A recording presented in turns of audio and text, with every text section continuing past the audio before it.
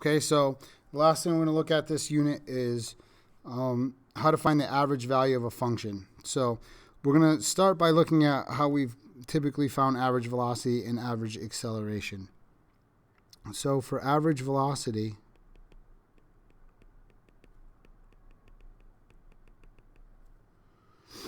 you need the position function, right? So you can do position of A minus the position of B all over A minus B. That would give you the average rate of change of the velocity.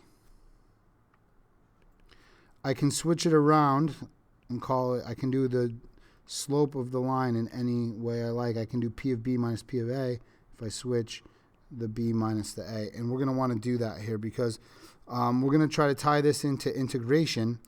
And so the integration, we always do the upper bound minus the lower bound. So here's the thing that's kind of annoying about this. To find average velocity, we need to know information about the position. So you need either a table that has position on it or you need the position function. So we're going to look at a way we can kind of manipulate this a little bit algebraically, make a substitution, and come up with another way to find average velocity where we won't need the position function.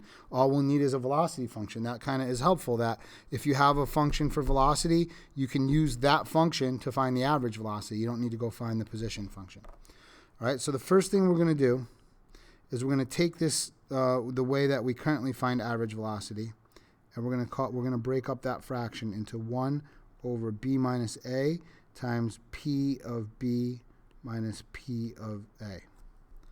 So we're allowed to do that, right? If I multiply that back out, I get back to my difference quotient. Now from here, we're going to say 1 over B. I'm a little bit out of room, so let's go to our next line down. We'll say 1 over B minus A times. Now, this is the interesting part. We're gonna think about the fundamental theorem of calculus. If we have P of B minus P of A, that would be the way we would find the integral from A to B of what function? Which function would that find? Would we be doing the integral to get P? We would have to do it with the velocity function, because remember, the first thing you do is take the antiderivative of velocity, and that will give you position. So we're using this relationship right here to make a substitution. We're going to put the integral of velocity in place of this guy, right? Because the integral of the rate is equal to the amount of difference in the quantity, right? So the rate of change of position, the derivative of that gives me the integral of that gives me the amount of change in my position. So instead of writing that, I can write the integral. Pen is dead. Let me pause it and charge.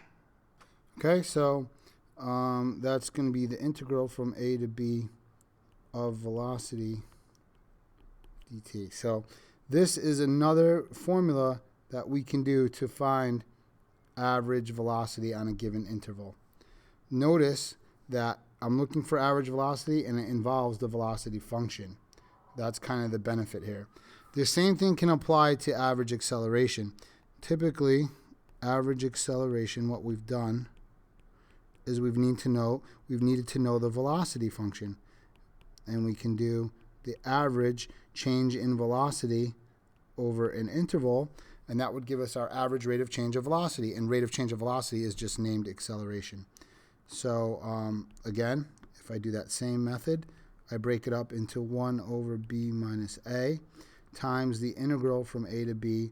Now it's going to be our velocity, our acceleration function, dt. So that's going to find us our average acceleration. Why did we use the acceleration function? Because remember, we're breaking this thing up and the integral part comes just from the numerator here. Right? The integral of acceleration is v of b minus v of a, because I have to do the antiderivative of acceleration to get velocity. So yeah, these are just, I kind of didn't have room down here, so I already proved these, but this is the average, whoops, this is the average acceleration over an interval, and this is the average velocity over an interval. So keep in mind, I can tell which one it is because, again, you're using the velocity function here, so it's average velocity. You don't need to know another function. You don't need to know acceleration or position. So let's generalize this. If you want the average value of a function f on the interval from a to b, you can do 1 over the length of the interval, right, times the integral from a to b of f of x dx. So what this really means is, how do you find an average? Think of like an average of scores, a finite number of things. You add them up and divide by how many there are. That's essentially what's going on here. When I can write this another way. I can write the integral from a to b of f of x all over b minus a. The top is a sum. That's what an integral is. It's an infinite sum. So you're adding up an infinite amount of y values, and then you're dividing by how many there are, or in this case, how long the interval is. And that'll get you the average y value over that interval. Let's do an example here. Find the average value of f of x on the interval. So we're going to say it's 1 over b minus a. So what we're really doing here is we're dividing by the length of the interval. That's the idea of finding the average, dividing by how many you have. On the second part here, we're adding all the y values up. We're going from 1 to 3. We're taking every y value, so it's f of x is the y value, or we'll put in our function here. We're adding up. So remember, this is summing up all of our y values. Whatever this function looks like, from 1 to 3, there's an infinite amount of y values or heights there, right? So we're adding up all of those y values, all infinite amount of them. That's the magic, or the real kind of, it's really nice that the integral will add up an infinite amount of things, right? We're summing all those infinite y values from 1 to 3, and then we're dividing by how many there are, or in other words, the length of the interval. That's what's going on here. We're finding the average y value. So we're adding up all our y values, dividing by how long the interval is, and that gets us our average y value. So in your calculator, you can put 1/2 and do the fn int guy for 1 to 3 of x cubed, square root of sine squared of x dx. And then we're going to get 5.848. That is the average value. If you took, again, and listed all those y values along that curve from 1 to 3, if you listed all of them and were able to average them, that's the average you would get. Again, we can't do that in any other way because we have an infinite amount of y values. Okay, let's look at the next example. This is a non-calculator. So it's going to be 1 over b minus a times the integral from a to b of 2 minus 4x dx. So that's going to be equal to 1/4 times the antiderivative there is 2x squared. So that's going to be a minus 2x squared. And we're going to do that from 2 to 6. So it's going to be 1/4 times, plug in our 6, 2 times 6, minus 2 times 6 squared, minus, plug in our 2, 2 times 2, minus 2 times 2 squared. A lot of 2's here. 1/4 times, getting 12 minus 36 times 2 is 72. Minus 4 minus 8. Negative 60. That's a plus 4.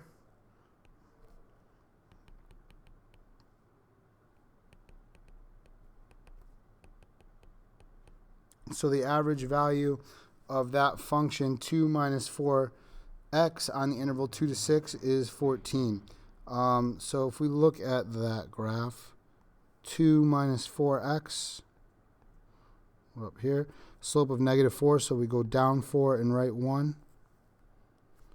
And then we do it again, down 4 and right 1, down 4 and right 1.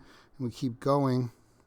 And we look from 2, which starts right here. We got to pause and charge the pencil.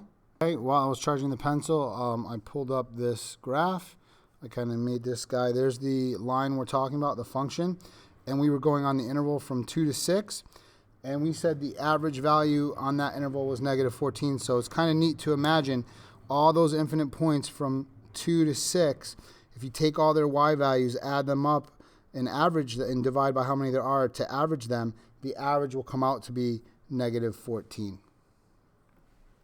And of course, it makes sense here why it would be -14 because it's a constant change. It's a line, but you could imagine if you've got some kind of funkier curve going on, it's not quite as straightforward as just averaging the endpoints.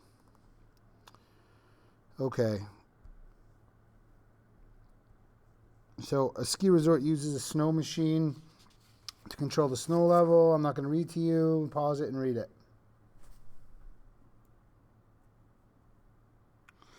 All right, so compute the total volume of snow added to the mountain over the first 6-hour period. So the snow added to the mountain is going to be just this function here, right? That's the rate at which the snow is being added. We should put that into y1. So go ahead and do that. You can pause the video and put that into y1. Okay, so if I take the rate, remember, if I integrate from 0 to 6, that's the first 6 hours. If I integrate that rate, I'm just going to write S of t, I get just the amount of change of snow, right? Because this is amount of snow per hour. So it's going to be the volume, and it's measured in what? Cubic yards, right? So if this S of t is cubic yards per hour, when I integrate, I'm going to take the rate off it, and it's just going to be cubic yards. So I integrate from 0 to 6. You're going to do that in your calculator, and you get 142.413 cubic yards. That is not how much snow is on the mountain. That is the amount of snow that has been added over the first 6 hours. Remember that your integral gets you a change in an amount. It doesn't get you the amount. It gets you the change in the amount. B says to find the value of those two things using correct units of measure. Explain what each represents in context of the problem. So now we're doing M. We're dealing with M here. This is the rate at which the snow is melting. So we're going to put that in y sub 2. So pause the video and do that. Okay, welcome back. So now the first thing it asked me to calculate is from 0 to 6 of m of t dt. So you do that in your calculator and you get 81.823. Now, is that going to be a rate? Is that going to be an amount?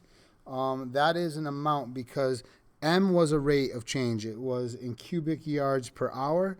So then when I integrate that, I just get a change in amount in cubic yards.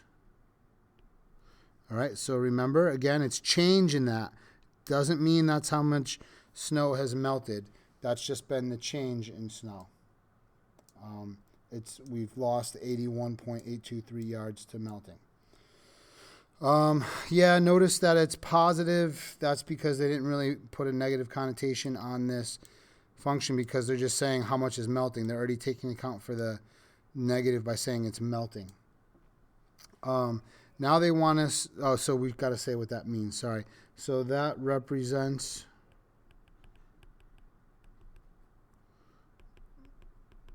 the total volume of snow that has melted. You could say the amount of snow, the amount of change of snow, if you'd like, that has melted from time equals 0 to time equals 6 hours. All right, so remember, when you integrate a rate, you just get an amount of change. Now they want us to calculate 1 over 6 times the integral 0 to 6 of m of t dt. So we're taking that first number and we're dividing by 6, and we get 13.637. And that is going to be a rate. It's going to be cubic yards per hour. Why is that? Well, we know that this part gives us an amount, a change in an amount, and now we're dividing by a change in time again. We're back to multiplying by 1/6 is the same thing as dividing by 6. So as soon as I divide, I'm finding the change in hours, right? So I'm making a rate again. So what does this represent? You should recognize this as the average amount, the average value. So m of t, I know that it's the integral of m of t, but then we're dividing by 6, so we're making it back into a rate.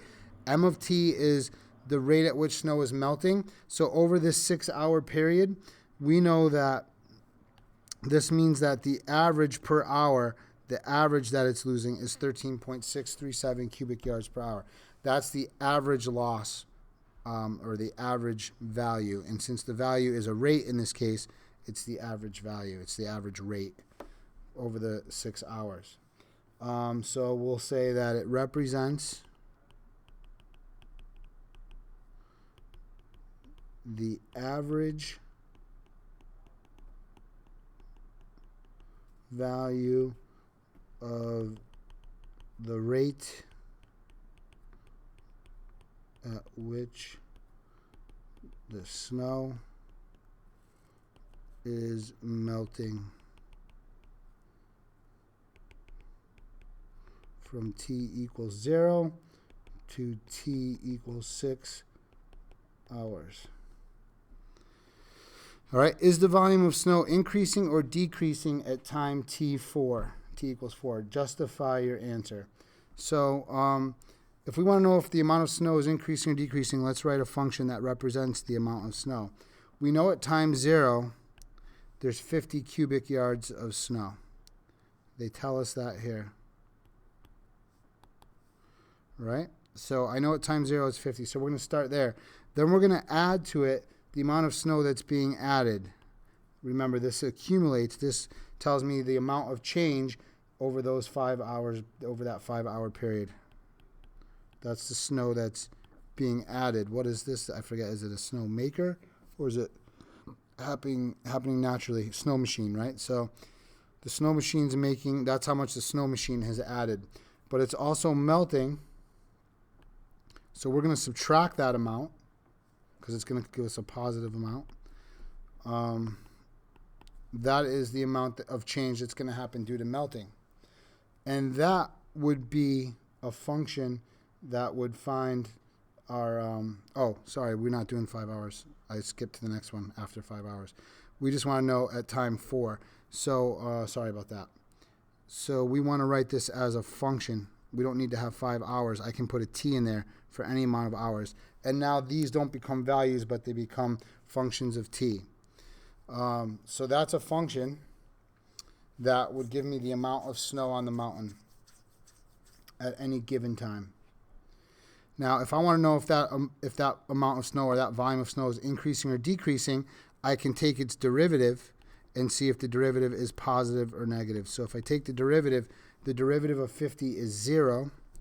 The derivative of an integral is just the function s of t.